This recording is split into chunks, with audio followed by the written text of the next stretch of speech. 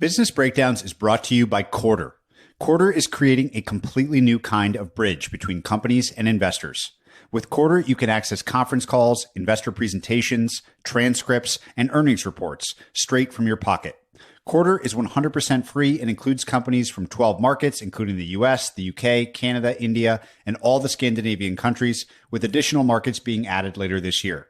If you don't see a company you want covered, you can request that coverage directly from the app, and Quartr will prioritize it. The product is now available for both iOS and Android, and stay tuned for additional features during the coming year.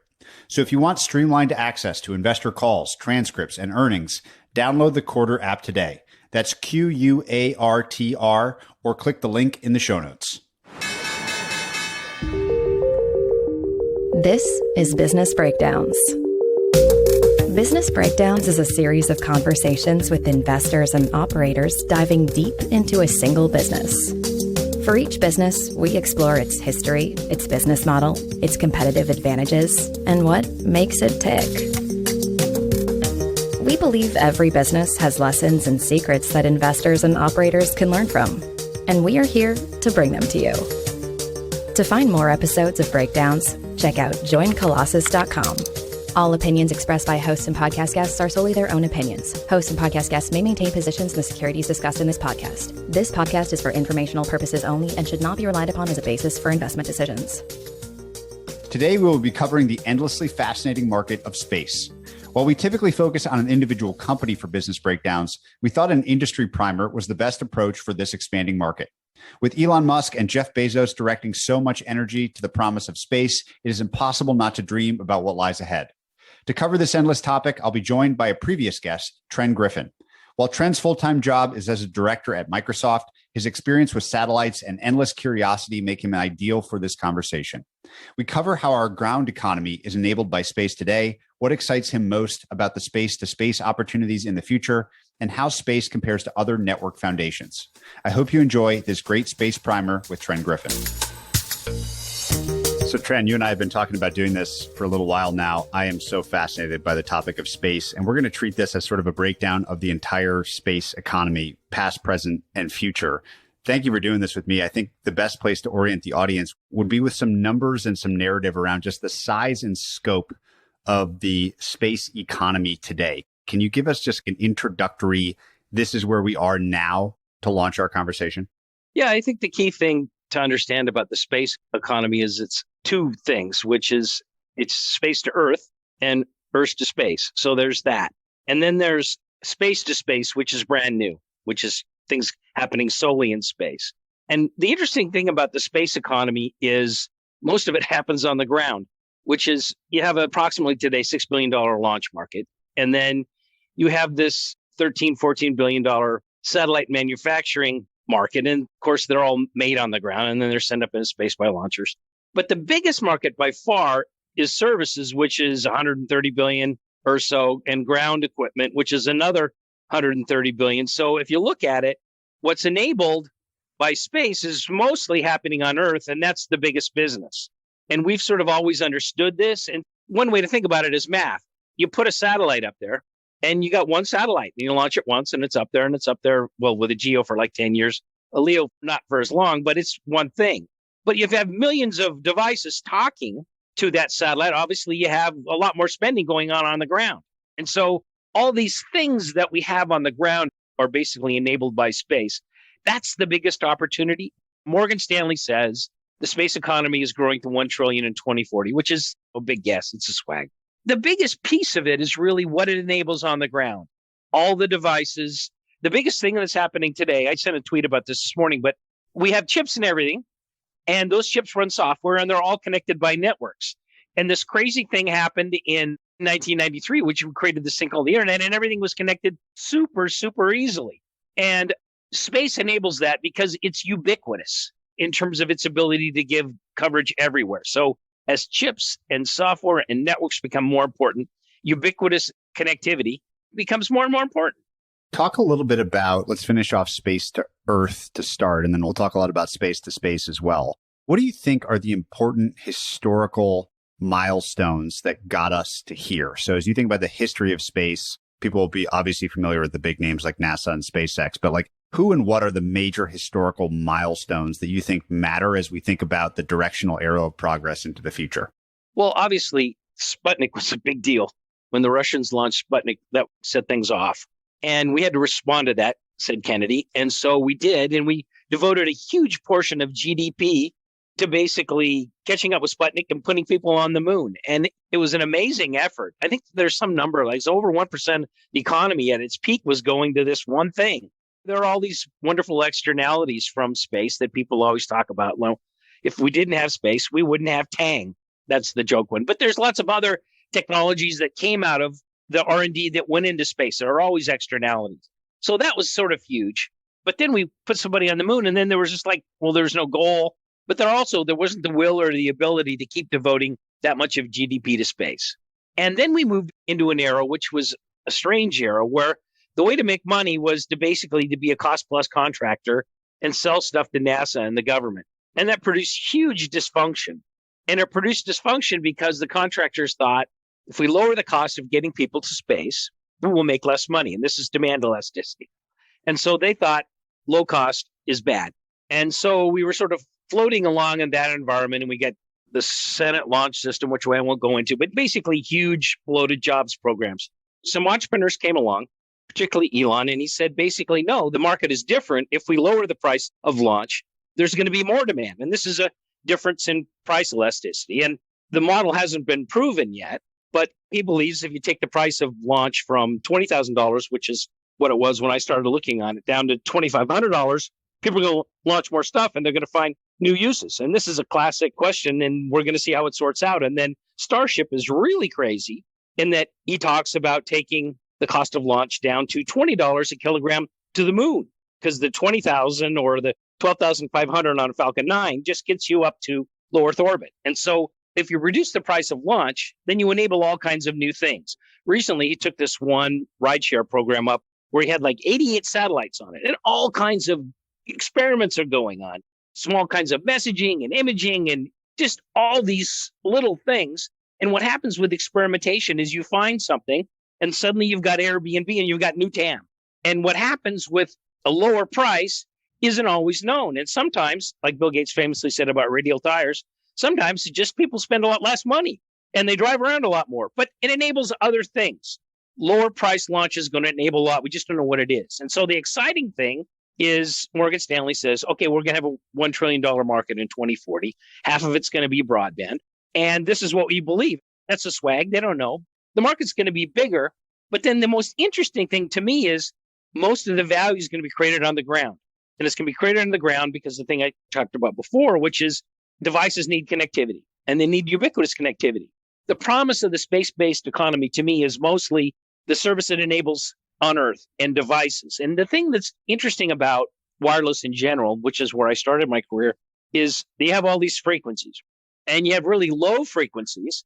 And the good news about them is they go a long ways and they go through walls. And, I can have a cell phone call and from just about anywhere, particularly on water, bounces off water and it's good.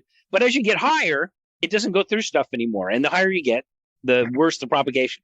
But when you're low, you don't have much bandwidth. And so in terms of space, we have the little LEOs, which was Orbcomm and things like that. And they were designed to basically replicate paging and messaging and IoT. And the good news is it goes through things. Then along came the big LEOs. And the big LEOs were about replicating voice. And unfortunately, they sort of did the classic mistake, which is they said, okay, well, we're going to create a cell phone that works everywhere. Well, it did. It worked everywhere. But yet the joke that people talk about it is, yeah, big LEO satellite phones are great for people who are outstanding in a field. You literally had to go out and stand in the field because it didn't work on a car and didn't work on a house. They were expensive and clunky. And then you say, okay, well, then what comes after that? And that's where I got involved in 1993 with my friend Russ Egan. We said, hey, we're going to create this new thing. It's going to be a broadband LEO, and it's going to use this Ka-band spectrum, which is way up there. Now, the good news is there's a lot of hertz. The bad news is it doesn't go through anything.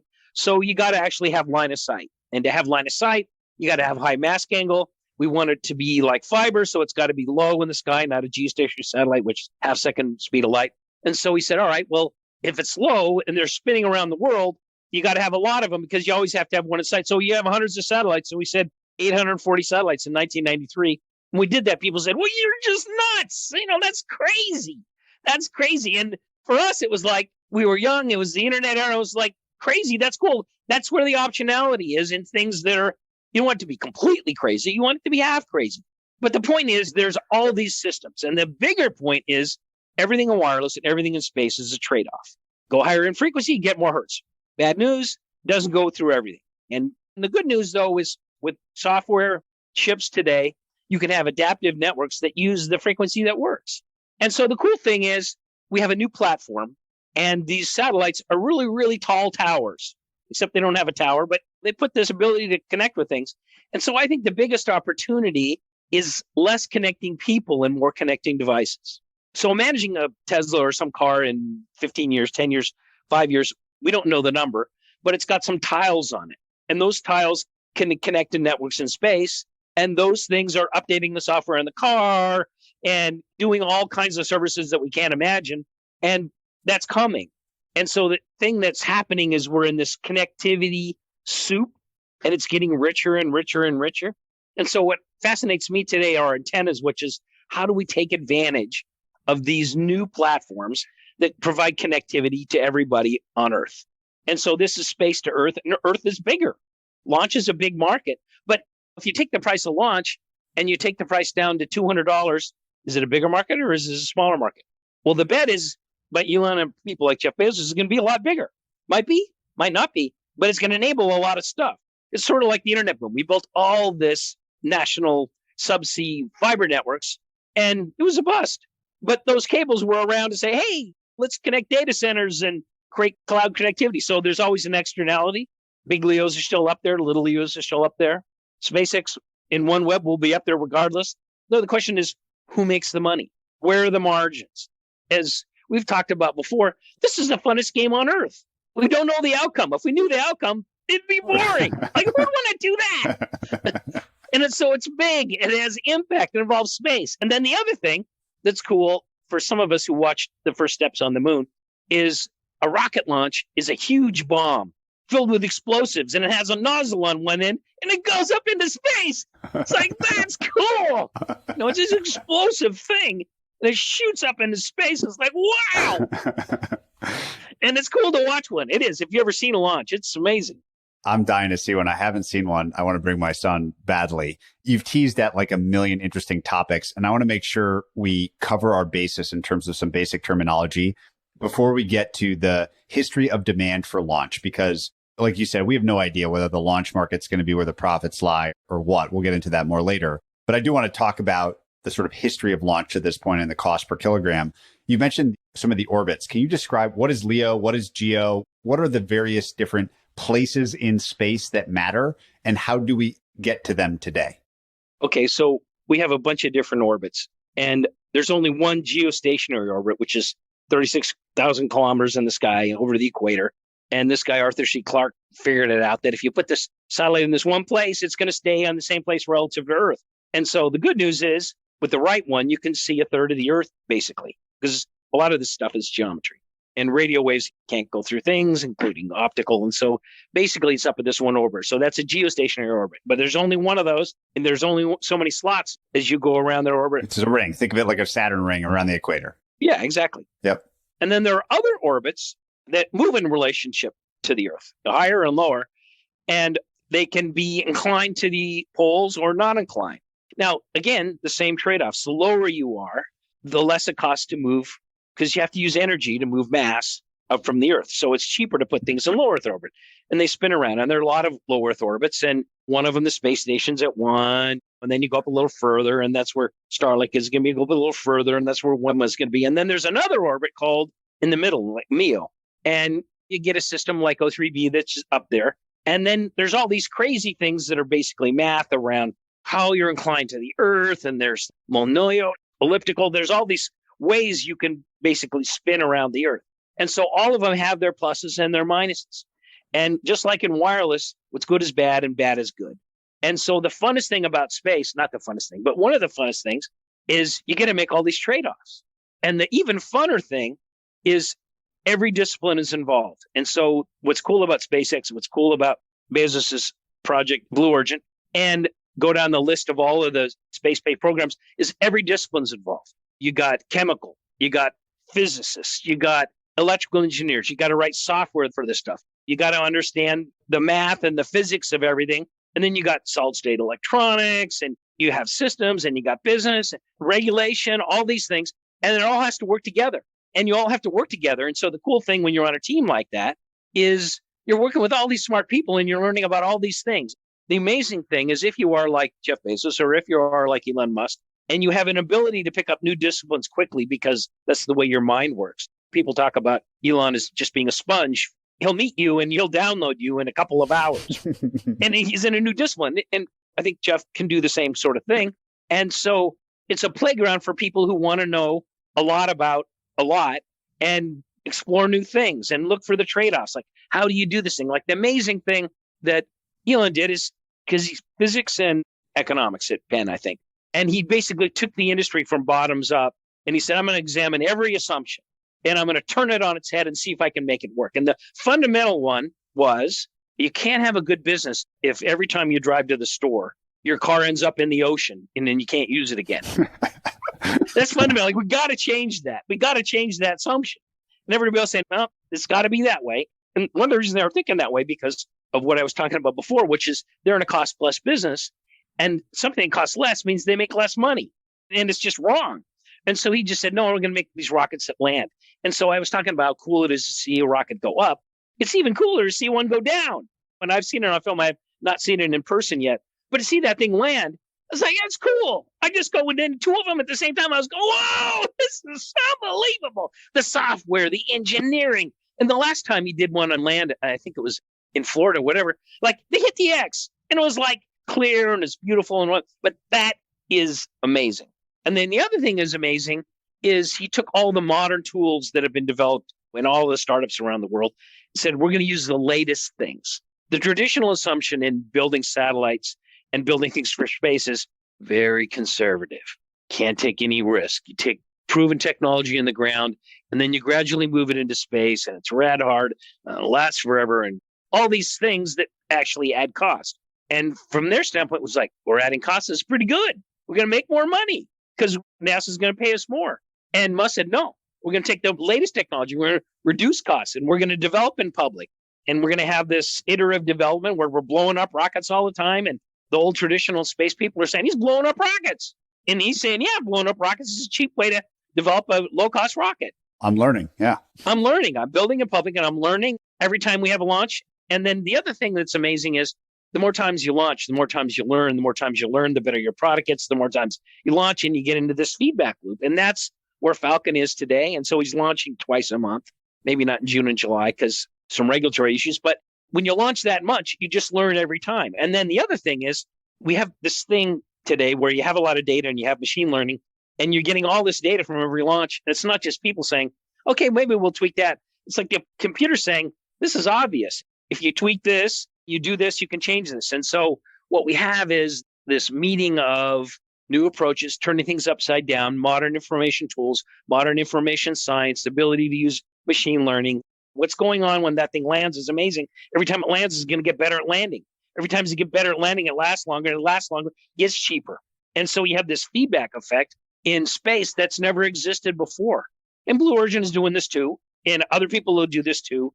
We got Electron and Astra and everybody else on 3D manufacturing, on volume manufacturing, launching in strange places, like lots and lots of experiments. This is like the real world. Like space was all of a sudden yanked from this old clubby Senate launch system, jobs program, pork world to, oh, wow, this is a business. Things are happening fast. We're using information tools that everybody else is using. We're applying modern techniques. We're moving quickly. And so that's what's so interesting. And again, the most interesting thing is we don't know how it's going to turn out. Because if we did know how it was going to turn out, I'd do something else. That's me. If we think about the starting to zero in on this demand elasticity question, which, as you pointed out to me, is like the most interesting question in this whole equation, just talk us through literally how the launch costs have come down. So maybe from the very first Falcon in SpaceX through to what is Starship? What might Starship do relative to Falcon 9? Give us a little quick history lesson of how much it cost before SpaceX to launch a kilogram into space and where we might be going with Starship. You had these defense-based national pride NASA thing, beat Russians to the moon thing going on, and it leaked into commercial, into private.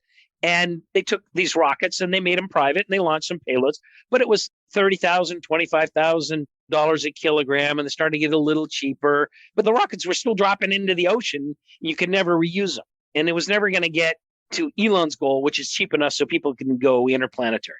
You got to get it very, very cheap. And so with this crazy Falcon 9 and the book Liftoff in the first chapter is like amazing. We both read it. And NASA, to its credit, said, we're kind of stagnant here. We need to have some people do some different things. We're going to give these people a little bit of money and see what they can do. And what they did was they said, well, we can reuse these things. We can use the latest technology, just all these assumptions. And so then now they got it down to $2,500 a kilogram to LEO. To GEO, it's more because you got to go higher. To the moon, it's more because you got to go further. Go to Mars is really a lot. But the point is, it's getting cheaper. And then Starship is basically bigger in the geometry of, as you expand the size of a vessel that you're going to put stuff in, you basically get more efficient. It's the same reason why oil tanks are so big in Oklahoma. Make a bigger oil tank, it's more efficient. So Starship is really going to be the ultimate state of the art in how do we make things cheaper. And then he wants to do other cray things, which is he wants this thing to land without fins and be grabbed by a huge mechanical arm. Like, that's nuts. I love that shit. This is great. And to watch that thing for the first time is going to be, people's eyes are going to be bugging out. Like the first landing where he hit the mark. It's like, especially people in the industry, they're going, they had to be just dropping a load in their pants when they're going, this thing just landed. And somebody else is going to be saying, this thing just got grabbed by a huge mechanical arm. What the hell? That's going to take off in 2 hours again. It's like, wow. And when you get a breakthrough moment like that, just watching it, you can't help but smile. And so there are these moments where you just have to have these half crazy people say, well, this is half crazy. There's optionality. A lot of them is going to fail. But this thing is going to go. And then this is being applied to space right now. So many things. 88 satellites, lots of stuff going on, different experiments. Some of it's going to work. Some of it isn't. With launch specifically, so let's just say Starship has us marching towards whatever it is, $200 a kilogram, maybe down even lower than that. More experiments are going to be run. I can't help but think of launch as laying fiber or laying rail track or whatever that tends to get overinvested in. There's a lot of new launch companies, and then the returns to the launch providers aren't great, but potentially the stuff going up creates great returns on capital. Maybe it's Starlink, maybe it's something else. Can you talk about how SpaceX has dealt with that by sort of being their own demand via Starlink, what that is, what literally they are doing, and what's exciting about it or interesting to you? Well, what's most interesting about it to me is, first of all, when you listen to him talk recently, he said, what's our biggest risk? Our biggest risk is financial. We got to basically not run out of cash. And one of the things that's, as we've talked about, most uncertain is there going to be enough demand for launch? And one of the ways to create enough demand for launch is to be your own demand. And so there's Starlink. And whenever he has like this 88 satellite thing that he sent up, rideshare, had room for 3 extra Starlink satellites, he threw them in. Like, why not? And then the opposite is the case. Let's say eventually he's doing replacements or whatever, and he happens to have in a Starship this big portion of the launcher that doesn't have anything in it. He can price that thing down to marginal cost like an airline, and you can throw stuff in there. So student experiments, somebody's ashes, he wants them to go up. Say there's a business doing that. But the point here is that it is a bit like airlines in marginal cost. But he's basically saying, look, I'm going to be my own demand. And the other launchers, their eyes are popping out of their head like a Warner Brothers cartoon. And they're saying, wow, this guy's got his own demand. He can fill up his rides. He can launch twice a month on a schedule. And they know that volume means everything. If you're not making 30 million phones, you're out. Like LG just dropped it. You're out. And everything is volume dependent because the more you make, the cheaper it gets. And the more you make, the better your product gets because you have more data and you have more customers. And that's just the way it goes. And space is the same way. So he has his own demand. And then the system is super interesting is he just said, unlike the others, well, these enterprise guys, they pay a lot of money, but I'm just going to keep it simple. And I'm going to be like Tesla. I'm going to have no dealers. I'm going to go to direct to consumer, have this easy ship unit. You could pull that out of the box. And the interesting thing about there's so many, it's hard to explain all this at the same time. But the thing about LEOs is once it's going around the Earth, spinning around the Earth, you cover everywhere. Now, you may not cover the poles if you have an inclined orbit, but basically to cover one place, you have to cover every place. That's good. So you have the same coverage in New York City that you do in the most rural place in Africa or wherever it is in Asia. The good news is everybody gets coverage. The bad news is there's a lot of coverage in places where there's nobody. like over the oceans and all that. And so you basically have this blanket of coverage and you have to sell it to everybody. So that means you want to serve airlines, you're going to have to want to serve ships. And then in a cell like my cell in Seattle, which is high and can see more satellites because of the way the orbit's inclined, you still only have so much capacity in a cell. And so he says this in his Mobile World Congress speech, is basically there'll be N units that can be in every cell. And I think the state of Washington, which is not everybody's reference point, so it's mine, because I live here, it's 200 cells or something like that. In every cell, there's so much capacity, and you can't oversell that, because you oversell that, you oversubscribe, you're going to have bad costs, because you only have so much capacity in the satellites. Eventually, I think, he's going to start with consumer, but I think the highest value use will actually be things like cars going down the freeway or trucks going down the freeway or planes flying around, and it'll migrate to that. There was this funny thing on the internet last week. Some Starlink employee, I think had to be, duct taped a dishy antenna to his car and was driving around, and they said a cop stopped him because it was blocking his view. I think that was all staged, but there's no way it worked. Like, the dishy doesn't work on the move. It just can't. It's physics. You just can't. And so it was just somebody having fun with it. But eventually there will be an electronically steered antenna that will look like a panel. It'll look like a large Post-it note. And it'll be in several places, built into the skin of your car, like it's built into the skin of a F-16 or an F-35. And you'll have connectivity everywhere. And it'll be able to steer all kinds of places. And I'm involved in a company that's making antennas using a technology called metamaterials. And those kinds of approaches are going to allow every device to have connectivity, and satellites will be a part of that.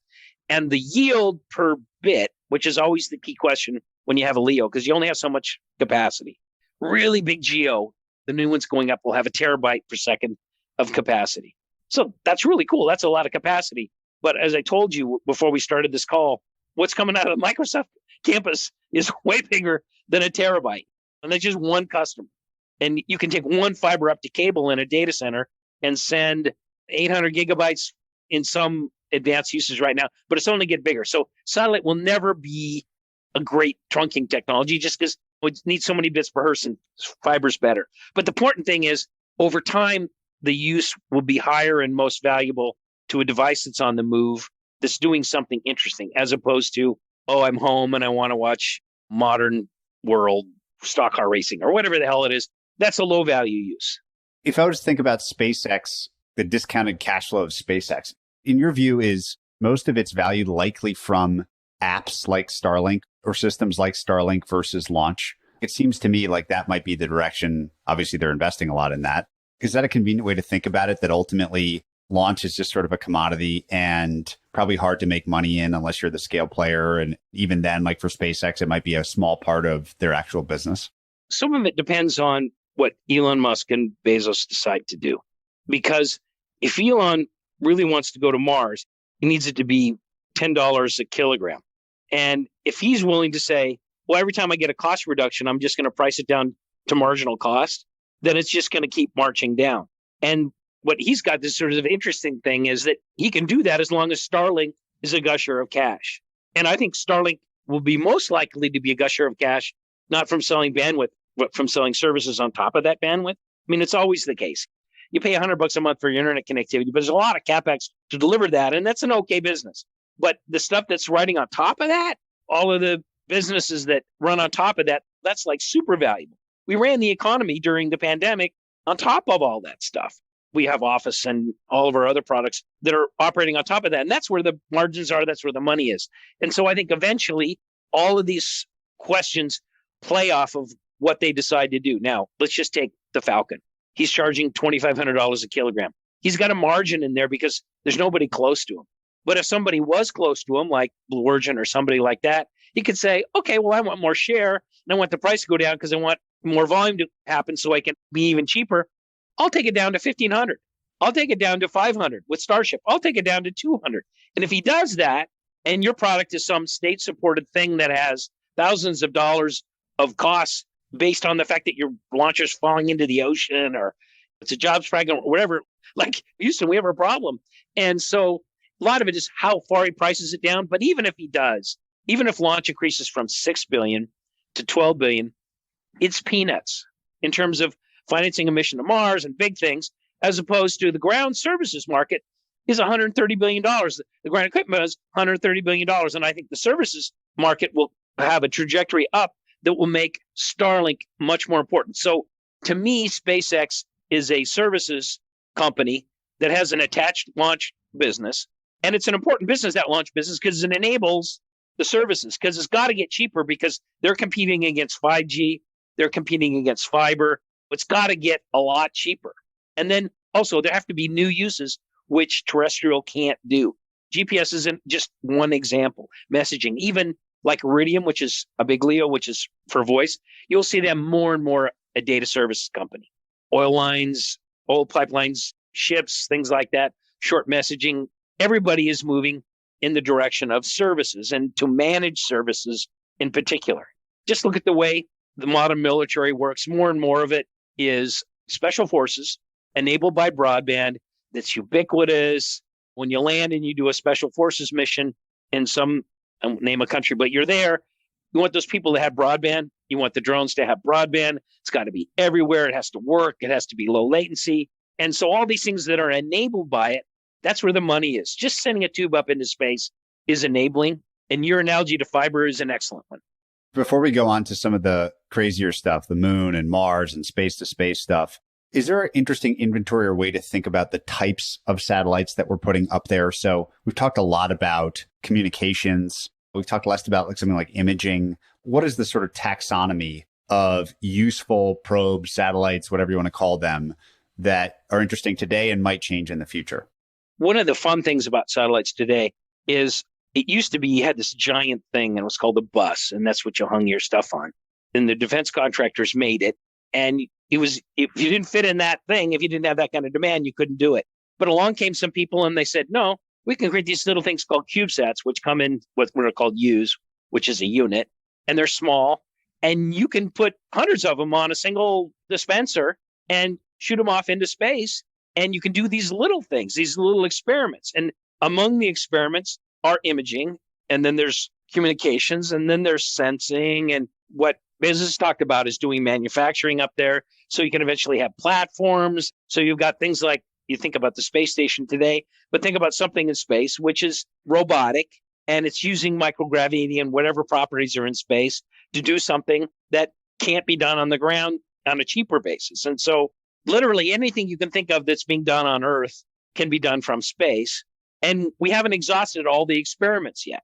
But usually it's something like optical. So optical has imaging, optical has different properties. And then there's other things that aren't optical, which are communications based. And some of them are really big, like a GEO can be gigantic, take up a whole large launcher.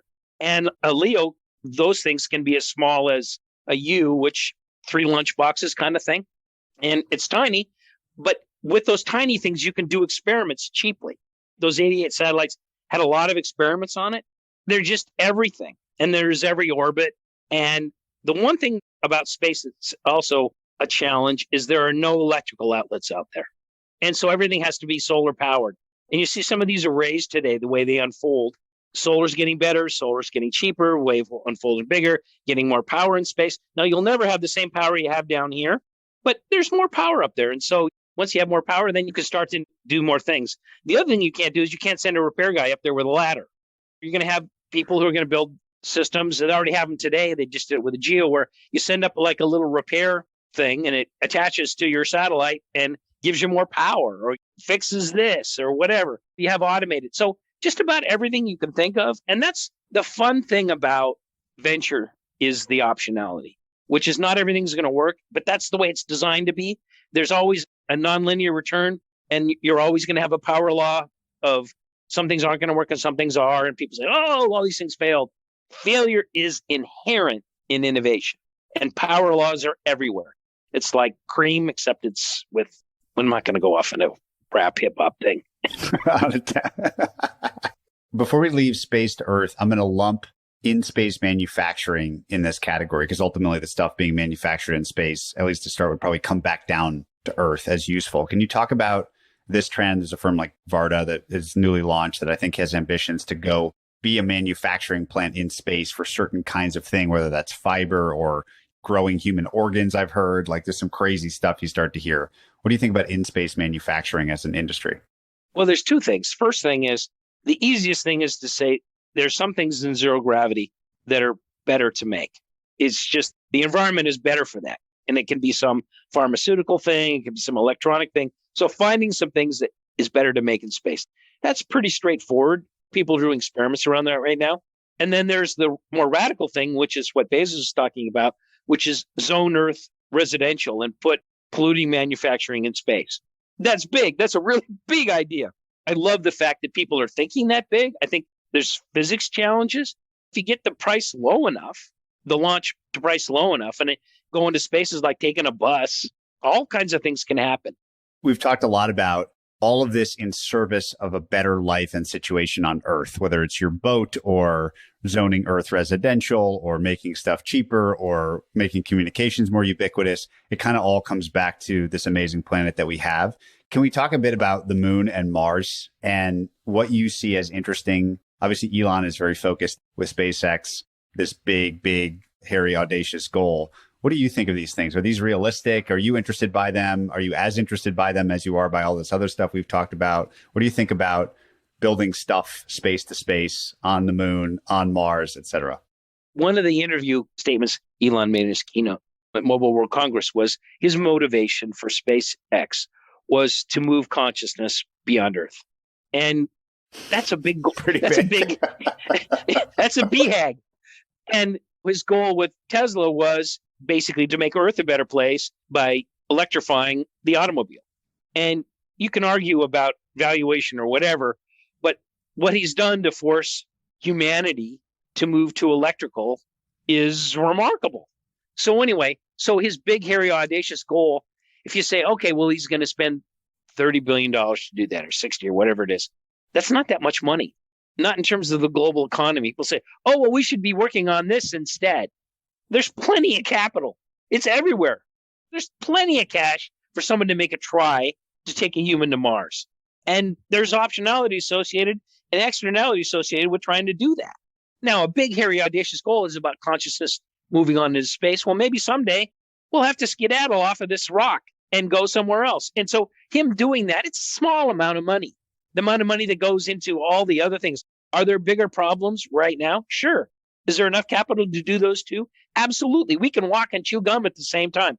In fact, going to space is not even chewing gum at the same time. This is some tiny thing. It's not big.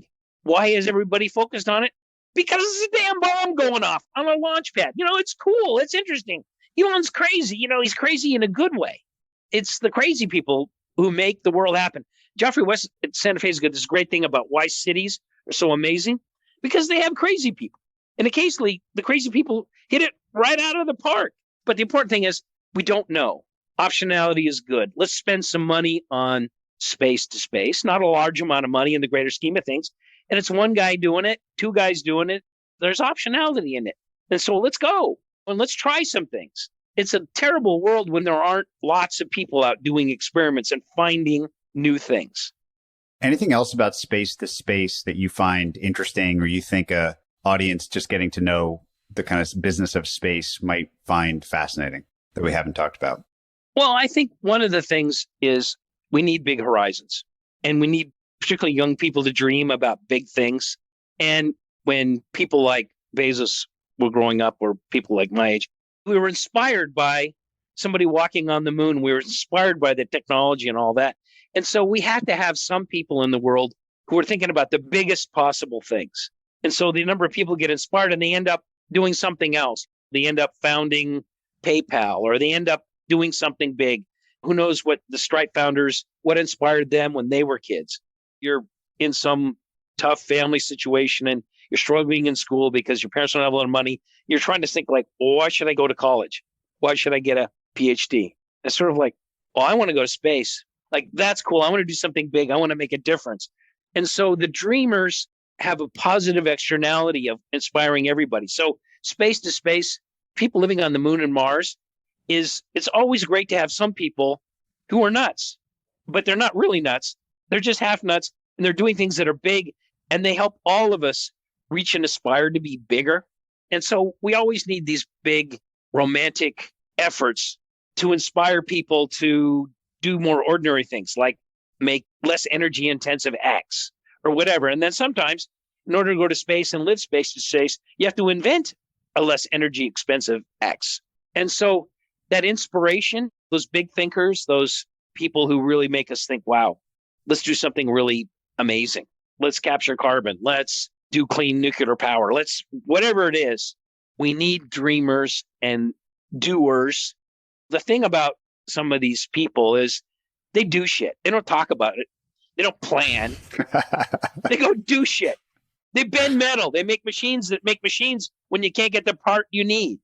Those kinds of people help everybody else say, okay, well, I can create things too. One of the great interviews is one that Musk did, which is when you have centralized people setting rules and we want you to do this and this and this, as you're the maker, as you're the doer, people are saying, well, I could save 10% doing this. No, you can't do that. That's not in the spec. We have to do it this way. And having a decentralized system is what allowed the Falcon, which was what allowing SpaceX. Because as you're doing things, you're just saying, well, why do I do that? Or let's try doing this. That's how you get these step functions.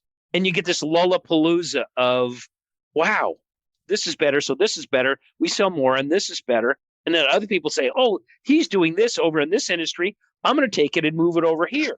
And it is these people who are going to 0 to 1, who really swing big, who occasionally find something, and everybody benefits. And so this concept of feedback loops, externalities, Lollapaloozas, and then also, I think people are watching this space stuff and they're saying, well, this is many disciplines. I'm good at physics. I can help out. Years and years ago, I met Jerry King, who was president of Defense and Space. We were talking to him about his, he was saying, yeah, I got 30,000 people working for me, a lot of engineers. And he said, I got 7 that can design an entire airplane and do the whole thing.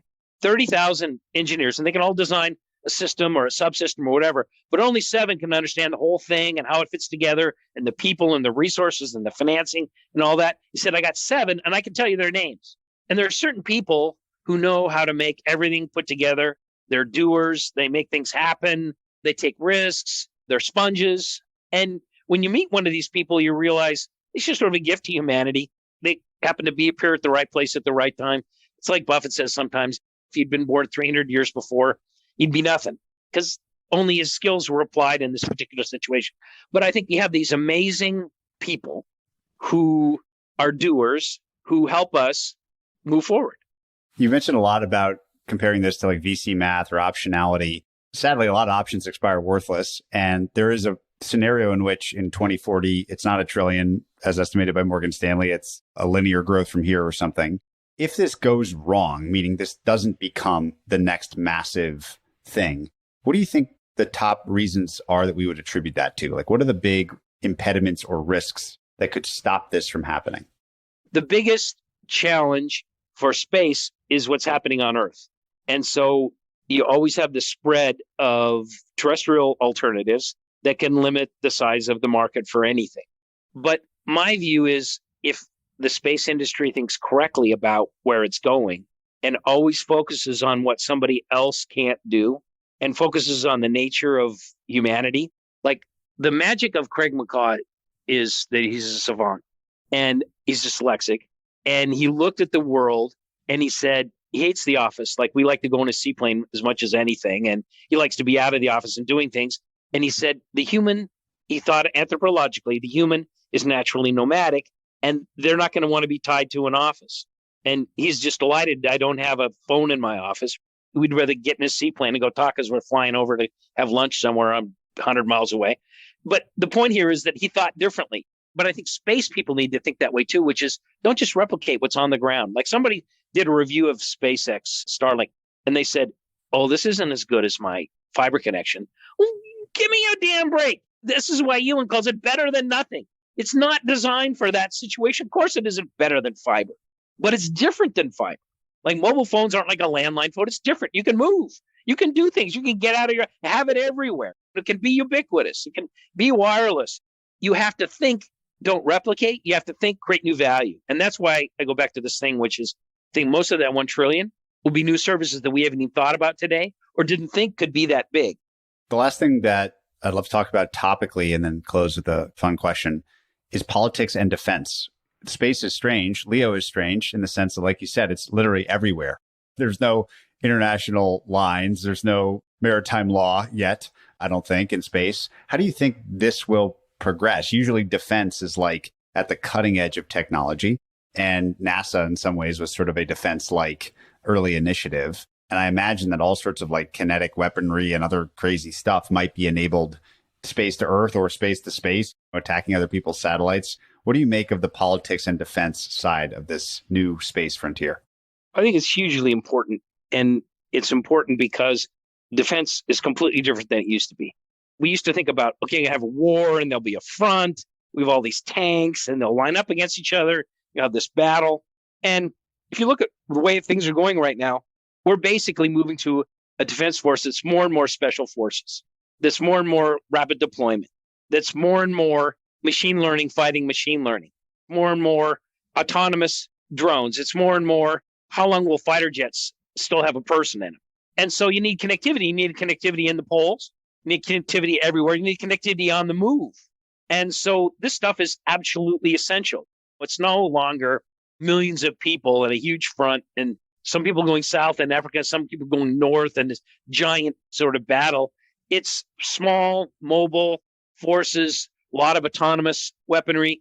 This is everything for space. They need connectivity everywhere, all the time, and they also need it in multiple places. This isn't classified, it isn't dark, but you take an F-35, its communication system uses every band, S all the way up to millimeter wave. It's embedded in the skin. It's expensive, but that kind of technology is getting cheaper. But the point is, it's going to be in drones, it's going to be in Predators, it's going to everything else. And then you're going to have a lot more special forces going in and out. There was just an article about the Chinese having AI that helps their pilots be better dogfighters. The next step is just no pilots. Take the pilot out of there. Yeah. And like they're expensive to train and they can't operate as quickly. And so the point here is that the ubiquitous connectivity from a defense standpoint has never been more valuable. And the military knows it, and it's super important. So we need to have advanced antennas. We need to have advanced systems. We need to have the ability to override. There are a lot of payloads up there that already can do things that nobody can talk about. But it's absolutely essential. Nobody is more reliant on comms and satellite comms than defense. And that's for every country. It's hugely important. What do you think about the rule of law? Like, how will the rules be set and upheld in space? So space laws is super interesting in that the Earth spins. And so in the early 60s, there was a space law treaty, and they realized that nobody can own space because you constantly, the space that you're looking at is different space, like all day long. So they came to this conclusion, well, everybody owns space. But then we have to have this organization that sort of governs like how it's used. And that means you have a treaty. That's the way you do it with the oceans. That's what we do with space.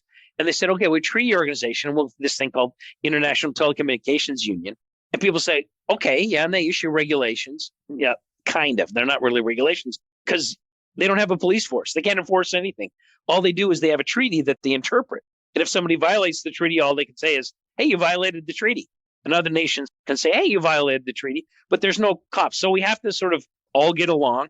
And so space is very unusual because it's not property rightsable in the same way because the Earth spins. So we all have to get along. Space debris, space law, orbital slots, the IT performs an important function. But in the end, there's just a whole lot of treaties and a whole lot of regulation. And we could spend hours and hours talking about how the allocation for Starlink came into place. Basically, a team of 6 of us at the start, and then eventually about 25 people got that allocation in 1995, the World Radio Conference.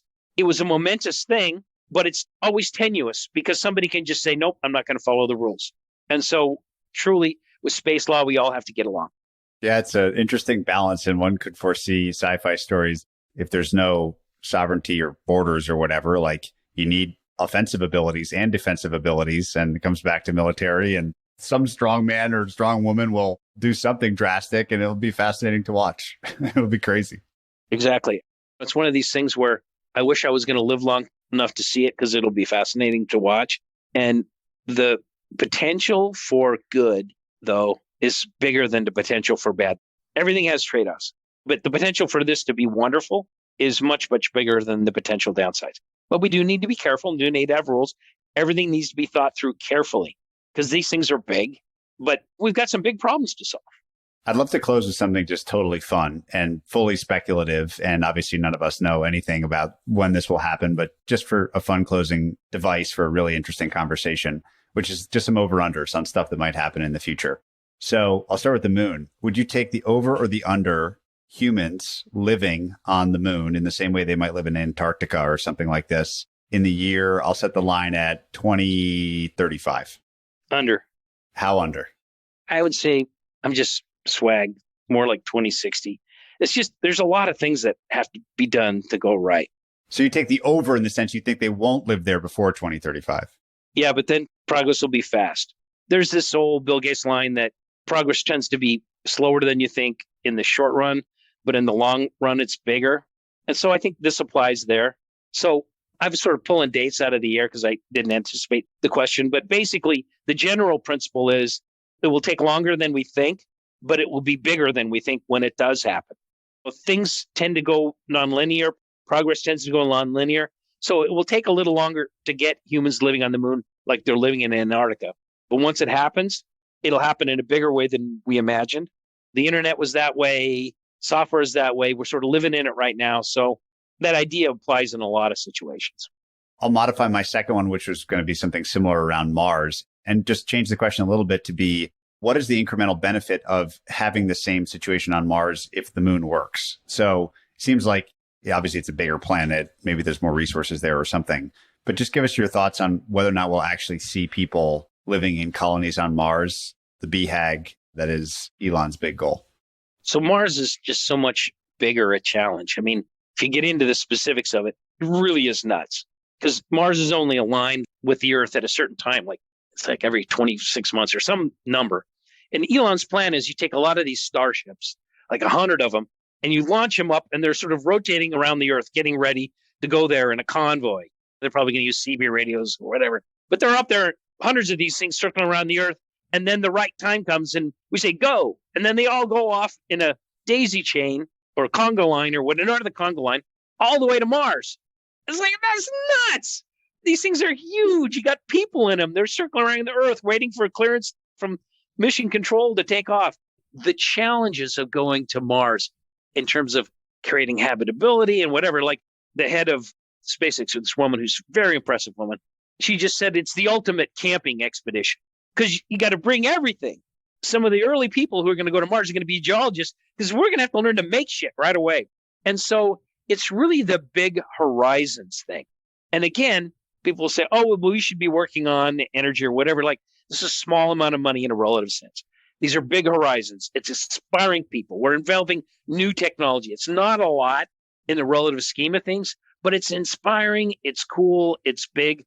But the challenge is going to Mars. If you actually start looking at the logistics of these caravans and getting the launch right and figuring out how to eat and all these things, it's just getting to Mars is bigger. And then sort of say, okay, but we're going to go outside the things that orbit the sun and we're going to go further than that. Well, going to Mars is a step in that direction. And so everything is incremental. And so it's just the next step up. But I think from moon to Mars isn't just a step, it's a leap.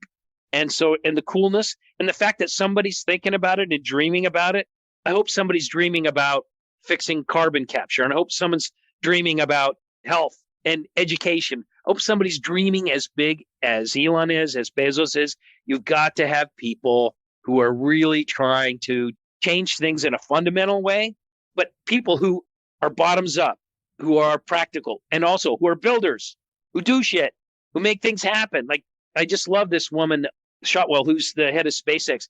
She's like so solid, business and the numbers and everything else. Elon's a dreamer, but she's going to make sure the trains roll on time. For every Craig McCaw, you got to have a Jim Barstow or somebody, John Stanton or somebody behind them that is making sure that all the legit or whatever. And Elon does an amazing job, but having her and the other people and the people he's recruiting, the caliber of people that are being recruited to SpaceX is extraordinary. I have friends who've worked there and whatever, and I know you have someone who worked there, like extraordinary people. And the thing about life is extraordinary people like to be around extraordinary people. And once you get some extraordinary people, then other people go there, and then you get more extraordinary people. And pretty soon you got this amazing thing, and they're doing amazing things because they love to work with extraordinary people, and they're working on weekends, and they're also inspired to try things. We need inspiration. I think SpaceX is inspirational. I think OneWeb is inspirational. I think Blue Origin is inspirational. I hope Jeff spends more time at Blue Origin because I think it could be more day one going forward. But big thinkers doing big things in new ways. Tren, I think it's the perfect place to end. We've talked a lot about space today, obviously, but I think about something bigger too, which is just the example that some of these entrepreneurs set and setting huge goals and big horizons and lots of uncertainty. Such a fun conversation. I've learned so much about space from you over the last couple of months. I appreciate you doing this with me here today. Thank you. Super. I can't help but get excited thinking about the resources being dedicated to space today. Whether it's enhancements in our ground economy or expanding civilization beyond Earth, the future seems bright.